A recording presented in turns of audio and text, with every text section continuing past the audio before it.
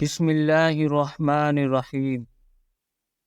ابو الاجفا سلمی کہتے ہیں کہ ایک مرتبہ میں نے حضرت عمر فاروق رضی اللہ عنہ کو یہ فرماتے ہوئے سنا کہ لوگوں اپنی بیویوں کا مہر زیادہ مت باندھا کرو، کیونکہ اگر یہ چیزیں دنیا میں باعث عزت ہوتی یا اللہ کے نزدیک تقویٰ میں شمار ہوتی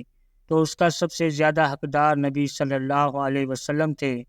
جبکہ نبی صلی اللہ علیہ وسلم کی کسی بیوی یا بیٹی کا مہر 12 اوقیہ سے زیادہ نہیں تھا۔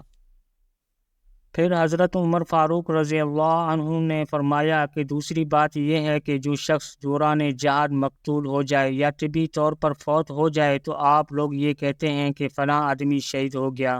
فلاں آدمی شہید ہو کر دنیا سے رخصت ہوا، حالانکہ یہ بھی تو ہو سکتا ہے کہ اس نے اپنی سواری کے پچھلے حصے میں یا کجاوے کے نیچے سونا چاندی چھپا رکھا ہو جس سے وہ تجارت کا ارادہ رکھتا ہو۔ اس لیے تم کسی کے متعلق یقین کے ساتھ یہ مت کہو کہ وہ شہید ہے، البتہ یہ کہہ سکتے ہو کہ جو شخص رائے خدا میں مقتول یا فوت ہو جائے وہ شہید ہے اور جنت میں داخل ہوگا، جیسا کہ نبی صلی اللہ علیہ وسلم فرماتے تھے۔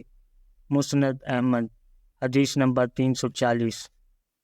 حضرت عمر فاروق رضی اللہ عنہ سے یہ حدیث قدسی مروی ہے کہ اللہ تعالیٰ فرماتے ہیں، جو شخص میرے لیے اتنا سا جھکتا ہے، راوی نے زمین کے قریب اپنے ہاتھ کو لے جا کر کہا، تو میں اسے اتنا بلند کر دیتا ہوں، راوی نے آسمان کی طرف اپنا ہاتھ اٹھا کر دکھایا۔ فائدہ یعنی تواضع اختیار کرنے والے کو اللہ کی طرف سے رفعتیں اور عظمتیں عطا ہوتی ہیں۔ مسند احمد، حدیث نمبر 309۔